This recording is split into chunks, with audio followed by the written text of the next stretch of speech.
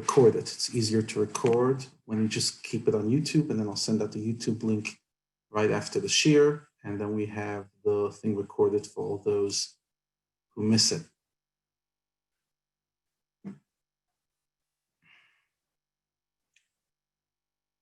Okay. So what do we have? Here's what we have. You could look at what's going on in the world and see only the negative. You could see the world has gone crazy, which it has. You can see the world messed up, which it's always been. Or you can start looking at some things else. And what's become clear to me is, as I mentioned, two things that we all agreed on in recent times.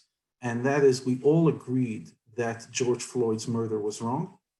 And we all agreed that saving lives is worth shutting an economy, at least for a while. Yes, there's been recent voices, people trying to open, but ultimately at the beginning, we all agreed on something. And those are two big ideas we agreed on. Number one, but the truth is they're two sides of the same coin. We agree on the value of life. I promise you, 300 years ago, if a man was killed that way, it would mean nothing to nobody. Even as recent as the 1950s and 60s in the United States, and as recent as apartheid here in South Africa, a person would be killed the way George Floyd was killed. It wouldn't people wouldn't bat an eyebrow. And the fact is that people across the spectrum, regardless of politics, all agree that the death was evil. People will say he was a good person, he was a bad person, but that's an irrelevant argument. For me, what's amazing is how everyone agrees on the fundamental, and that is we don't destroy lives. We don't kill people. And we shut down economies to save people. In other words, we've all agreed on the dignity of human life, which for me is a very, very powerful, potent, and meaningful lesson. I remember a few months ago I shared, and I'm actually going to look for it now. I want to find it because I want to read it. Her name was Samantha Power, and she TED Talk text.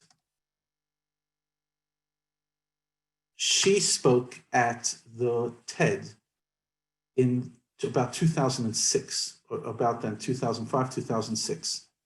And she eventually became the US ambassador to the UN under Obama. But here's what she writes, and I'm actually going to quote it to you as I speak. So here it is in her words. I spent the better part of a decade looking at America's responses to mass atrocity and genocide. And I'd like to start by sharing with you one moment that to me sums up what there is to know about American and democratic responses to mass atrocity. This is 2008. And that moment came on April 21st, 1994.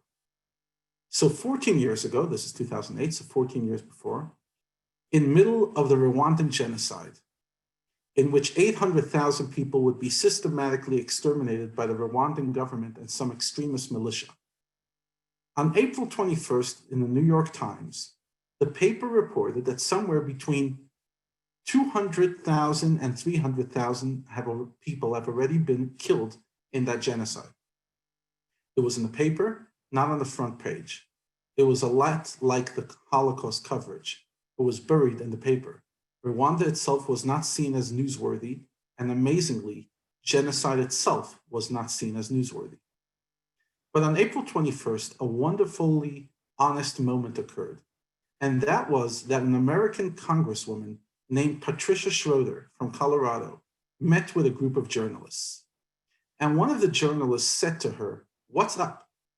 What's going on in the US government? 200,000 to 300,000 people have just been exterminated in the last couple of weeks in Rwanda. It's 2 weeks into the genocide at that time, but of course at that time you don't know how long it's going to last." And the journalist says, "Why is there Why is there so little response out of Washington? Why no hearings, no denunciations, no people getting arrested in front of the Rwandan embassy or in front of the White House? What's the deal? And now I'm going to actually, for the sake of the story, I'm actually going to, I want to share it with you because I think she says it better than I can. Share screen, Samantha Power, share computer sound, optimize screen. There we go. The journalist said, why is there so little response out of Washington? Why no hearings, no denunciations, no people getting arrested in front of the Rwandan embassy or in front of the White House? What's the deal? And she said, she was so honest, she said, it's a great question. All I can tell you is that in my congressional office in Colorado and my office in Washington, we're getting hundreds and hundreds of calls about the endangered ape and gorilla population in Rwanda, but nobody is calling about the people. The phones just aren't ringing about the people. And the reason I give you this moment is there's a deep truth in it. And that truth is or was in the 20th century that while were beginning to develop endangered species movements, we didn't have an endangered peoples movement. We had Holocaust education in the schools. Most of us were groomed not only on images of nuclear catastrophe, but also on images and knowledge of the Holocaust. There's a museum, of course, on the Mall in Washington, right next to Lincoln and Jefferson. I mean, we have owned Never Again culturally, appropriately, interestingly. And yet the politicization of Never Again, the operationalization of Never Again had never occurred in the 20th century. And that's what that moment with Patricia Schroeder, I think, shows, that if we are to bring about an end to the world's worst atrocities, we have to make it such. There has to be a role. There has to be the creation of political noise and political costs in response to massive crimes against humanity and so forth. So that was the 20th century. Now here Okay, so there's my argument, loud and clear. I think she said it. I hope you were able to watch it. But basically her argument was that nobody cared. Nobody cared about human life. Human life had become cheapened. So much so that it became popular, and I even heard it from people in the community saying, Rabbi, overpopulation is a real issue. In other words, what they're saying is that some of the people on this planet right now are dispensable. And in general, I find that whole argument overpopulation to be a very dangerous argument. So the 7.5 billion people on the planet right now, which of those people are dispensable? Because the moment you start saying that person X is extra, where does that lead to? It's like the famous story about the person who walks over to a family. No, that's a different story. The story that I thought of in a little while I was remembering the other stories about the anti-Semite that sees a big family and says, lady, when are you going to stop having kids? And she says 6 million. But that's not the story I was referring to. I was referring to, I know this happened with a real person, but basically this woman became frum and she had a lot of kids, and her mother at one stage turns to her and says, gosh, honey, can you stop having kids? Like, enough with these kids. And instead of getting angry at her mother, she does something very wise. She brings all the kids and she lines them at the wall and says, Mom, which one shouldn't have I had? Like often when we have, thank God Chai and I have 6 kids, and often people will sit there coming with their wisecracks.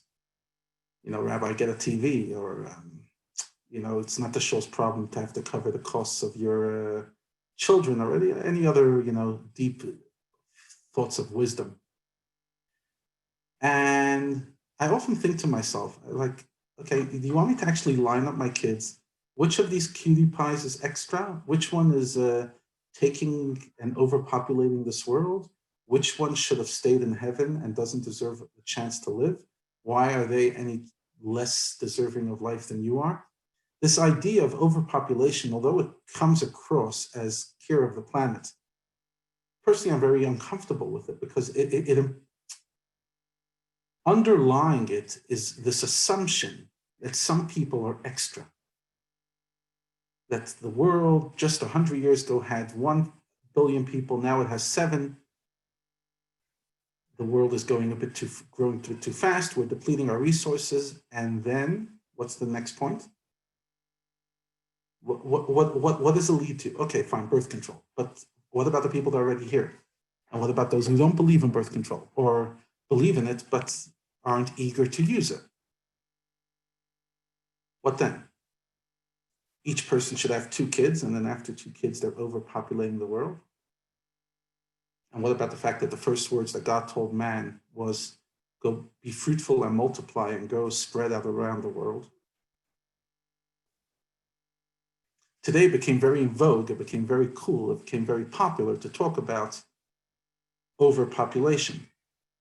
And yet, in what we're living right now, think about it. If overpopulation was the argument, then when COVID came out, and it was pretty clear that COVID affects the elderly at a disproportionate rate than other ages, maybe the world should have come together and say, gosh, that's a way to solve the overpopulation. We could get rid of a few million people, a few tens of millions of people. It'll just be a problem to fill up cemeteries, but we can make a plan. The world didn't say that. The world has come to appreciate that human life is dignified. I'm not saying we've solved all our problems. There's still huge social issues. But for me, I never thought in my lifetime that all societies, from dictatorships to across the spectrum, would say that saving life is worth it. Even China, which at the beginning was trying to cover up, eventually bought in and decided to save life. Whatever their agenda is, saving life is a worthy attribute. And death is something that makes people feel it's unnecessary. So therefore, when George Floyd is killed in this most horrific manner, which I actually can't get myself to watch it, I'm not sure if I ever will watch it,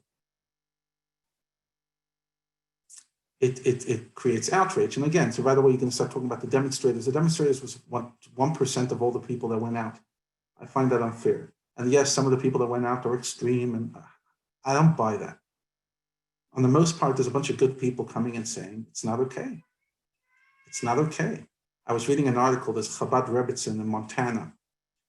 Basically, the only Chabad rabbi. There's 2 Chabad rabbis in Montana, 2 different areas, but he was the first one to move down there. I actually know him. He grew up in Brooklyn, right, a few blocks away from me, 2-3 years older than me. And what happened was, years back, unfortunately, after they got married, they discovered they cannot have natural children. So they decided to adopt. And eventually they adopted 5 kids, different ages. Some of them they adopted as babies, and some of them they actually adopted as, I think, a tween. And one of the children they adopted, you could read all about it. It's Chabad in Montana. You can Google it, adoption. He and she have written on Huffington Post. She has a blog, he has a blog, etc. And they adopted a black child. And she wrote this week about, her child growing up in a Jewish family, and the kid at 6 already starting to realize that because he's black, there's a difference. So it's very easy to sit there saying racism is not a thing. I believe it's not true. I believe racism is a thing, as I believe anti-Semitism is a thing, but I don't think one negates the other. It's not like because I'm talking about racism, I have to talk about anti-Semitism.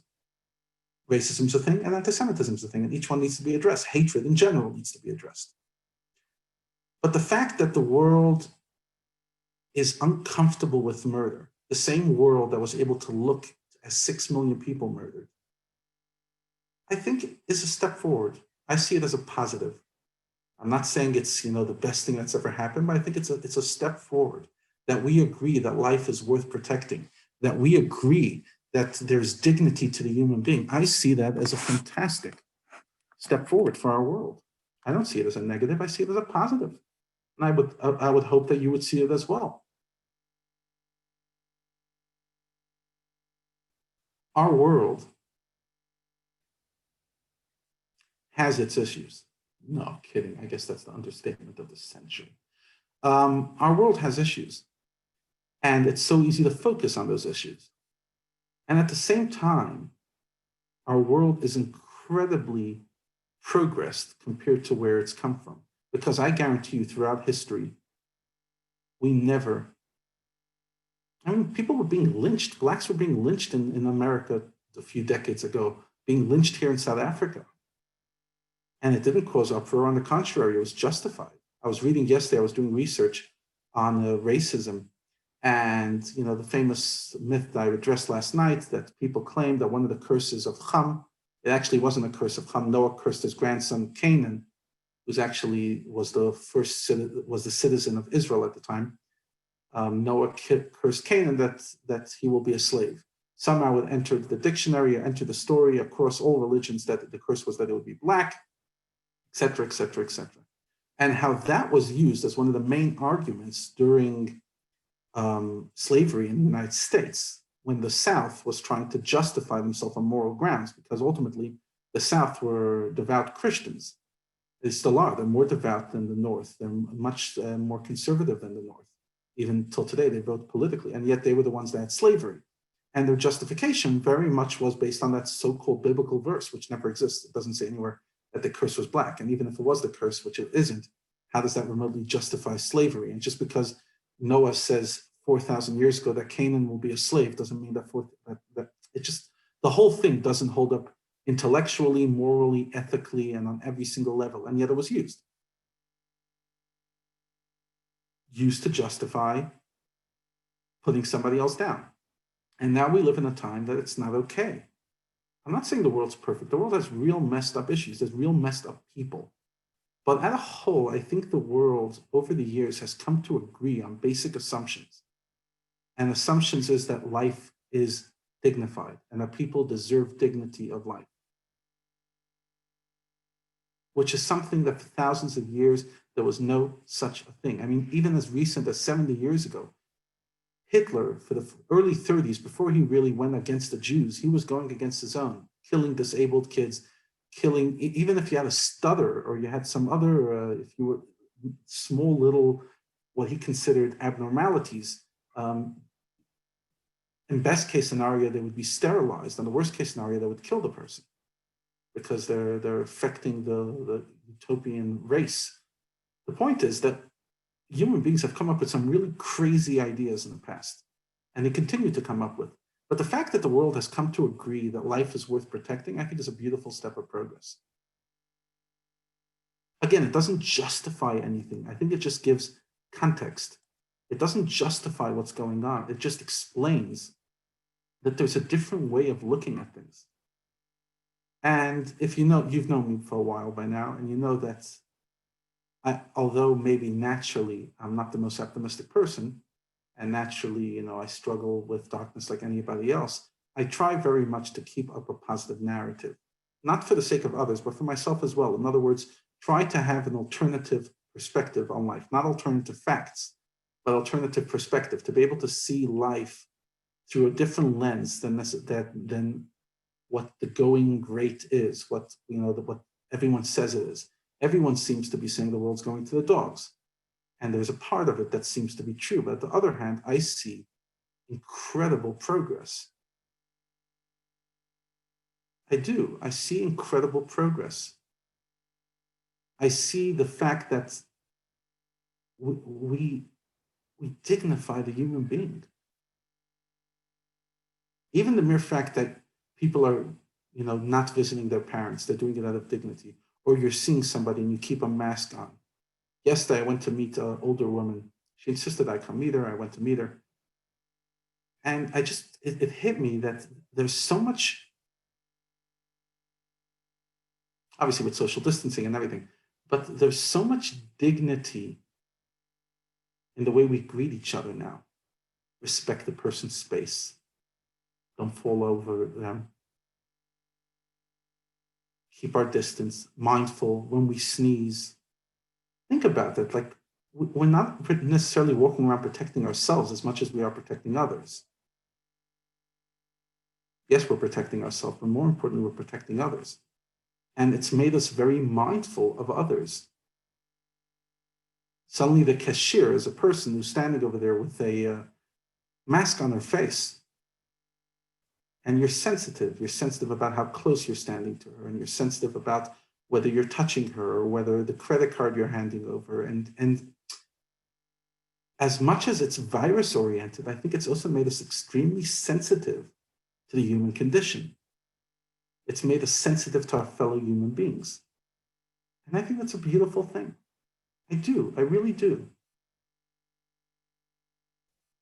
I think it's also taught us to focus inward. I mean, a lot of you are travelers, and you would have been in the past 3 months. Chances are you would have been to various places, and you weren't. And you've been forced to stay home. And like the jet-setting lifestyle has come to an end for a while, and it seems that South Africa is not opening its international borders till 2021, according to some versions. I'm not surprised. I would imagine until the vaccine is out. So even travel will be local.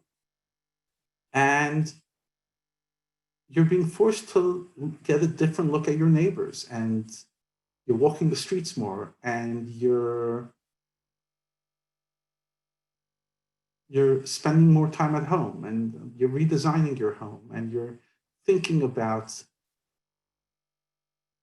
things in ways that you haven't before. The world is not just falling apart. That's one narrative. I think the world is also progressing in a very interesting direction. I don't know how the riots are going to play out in the United States.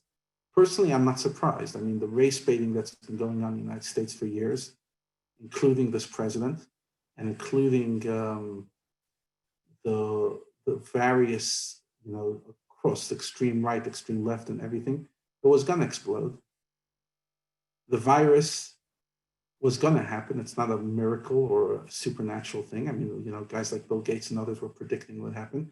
And we created a lifestyle that was unsustainable. The second the virus comes, and therefore the second the virus came, we had to shut down all international travel and pretty much shut down the world, because we created a world that's unsustainable for a virus that could have taken down a civilization 1,000 years ago. We haven't created a civilization that could cope with it.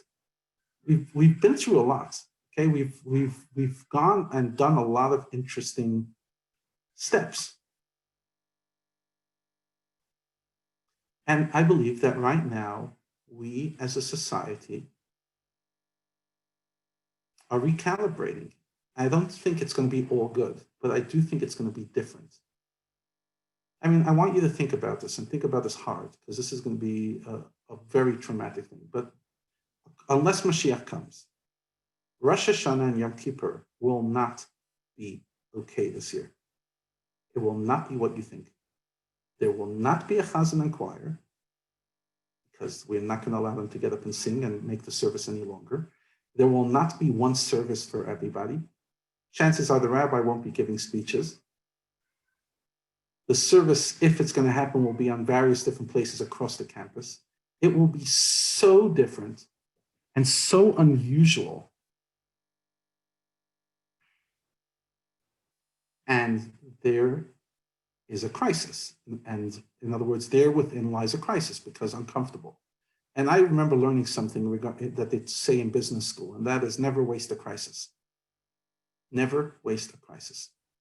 And I have to say, for Linksfield Shul, although this crisis has come on a huge expense, we just built a 30 million rand building that we're not using, and so many visions that we had and couldn't materialize. On the other hand, we're having classes these days that I never dreamed I would ever get in Linksfield Shul. Last night, we had 58 families join to watch a lecture, and then another 70 people went on YouTube last night and this morning to watch it. That's 130 people coming for a regular weeknight lecture. I never had that. Although davening has suffered, our learning in the shul has boomed. I had to cancel a shiur for tomorrow night because it clashes with another program. And then there's another program, not from Marshall, from Simon Sinek on Thursday. And then there's Tuesday, I'm arranging with Rabbi Ari Tabakavor Samech to give a course for our shul on what the Talmud is. And then there's a session I'm doing with a bunch of other rabbis coming up soon. There's just like one program after another program after another program after another program. And people are attending and people are participating. And education, like I think the average member in our community has learned more Torah this past 3 months than they've learned in the past 3 years, if not longer. When the world changes, it allows new things to create, and I'm seeing beautiful things being created. I'm finding people, because they're spending a lot more time at home and a lot less time traveling and, shopping, people are a little less materialistic. You find that the conversations you have with people are much more grounded and real. People's lives have come to a standstill, and it's fascinating to see how it's affected. Even think about all the sharing all the stuff that's going on Facebook and all the Zoom classes. These days, it's a bunch of celebrities and speakers who usually dress up all fancy, giving speeches, are now sitting like myself. I'm sitting here in the comfort of my home, having a conversation with you. It's a much more comfortable atmosphere. There's so many interesting topics that never surfaced. And now, because it's so easy and accessible through technology, people are being vulnerable and sharing their stories in such a beautiful way. I mean, yesterday, Rabbi Stern from Sidney Shul and I had a conversation on Facebook. 300 people watched it. And just like a nice chit chat about what it means to be South African, the kind of stuff I would never do. I would be too busy. I wouldn't be in the headspace to do it. And God slowed down my life and slowed down your life. And I'm not saying it's all good and hunky dory, but I'm seeing incredible privileges and beauty. And therefore, yes, tomorrow I was supposed to give the lecture, Has the World Gone Crazy? I don't think it's such a straightforward answer. First of all, I would go out, when I give the shiur next week, whenever it is, I'll address it from a philosophical state. But first and foremost, I have to disagree with the assumption. It's not a fully true assumption that the world has gone mad. The world has also gone incredibly good during this time. At the same time, again, we're living in a world, in the words of Kabbalah, that living in Olam Hazeh, living in this world, means you live in a world where there's no good without bad and there's no bad without good. There's very few things in this world other than, like Torah, mitzvahs, and ethics that you can say are objectively good and bad. But most events, most things, can you say your relationship, your marriage is all good? No. Can you say that your relationship with your children and your child's life is all good? No. There's the good, the bad, and the ugly, and it all intermingles in this world in a very crazy way. And somehow we try to pull out the good and focus on that. So yes, there's tremendous negativity coming out as well. But, the violence in America, thank God, is calming down. And ultimately, what is going to come forth, I really hope, is it's a better conversation about dignity.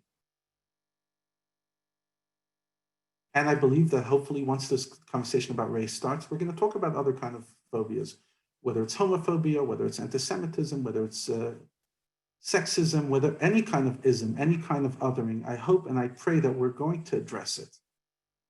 But if we walk around thinking that the world went to the dogs and like everything is caving in, I think we're having a false narrative that is counterproductive. It reminds me of the fellow who comes to the rabbi and says, Rabbi, I need to bring my dog to shul. I can't separate myself from my dog. I need my dog. And the rabbi smiles and says, I'd rather have the dog come to shul than the shul go to the dogs. These days, I wouldn't mind a minion of dogs. At least we could have a minion. By the way, in America, in the reform movement, there's a thing called bark mitzvah. So it's for dogs, an initiation, and not a bar mitzvah, a bark mitzvah. It's a real thing. You could go YouTube it if you want to have a few laughs. Bark mitzvah. So here's what we do know. What we do know is that our world that is created by God has tremendous goodness. And I challenge you next time when you're starting to feel despondent and like, when's this going to end? When's the vaccine going to finally come out? When can I finally travel and visit my family? Yeah. I'm annoyed I can't visit my family. I was planning to visit my family sometime. I mean, the last time I went there was October, and I was sick the whole week because I had a problem with my toothache I didn't enjoy. And the time before that was when my father died, and that wasn't a much enjoyable trip. So the last time I've actually had an enjoyable trip to the United States was over 2 years ago. Think about it. And 20 months ago. And that's a long time. I want to go, and I can't. Fine. It's not pretty. At the same time, the world is beautiful, and I am enjoying this time at home like you cannot imagine. Like I wish that post-COVID there could be some kind of rabbi stay on Zoom method. Not fully. Don't mind interacting with people face to face, but this is a beautiful life for me. It is. It's absolutely fantastic. I'm learning more than I've ever learned. I'm spending time with my kids like I've never spent before, spending time with my wife like I've never spent before, spending time with myself like I've never spent before. and giving to the community at the same time. This is, it's great. At the same time, I acknowledge that many people are suffering, many people are lonely. I'm not here to sit there comparing stories. All I'm saying, for me personally, this has been an incredible time, and I will hold and cherish this time. It's going to be a time I'm never going to forget, and it won't only be because of the trauma. It will be because of the blessings. And each and every one of us, every single day, has a choice whether to focus on blessings, whether to focus on challenges. And I encourage and beseech myself and all of you to look for the positive, have a good outlook, see things with fresh eyes, because we are truly living in incredible times. Where's this going to end? How's it going to end? I don't know. Eventually, Mashiach will come. How, when, where, I don't know. But for today is the 9th of June, 2020. The world is not that messed up. At least that's the way I see it. Have a great day. Thank you so much. I'm going to post a recording just now for all those who weren't able to.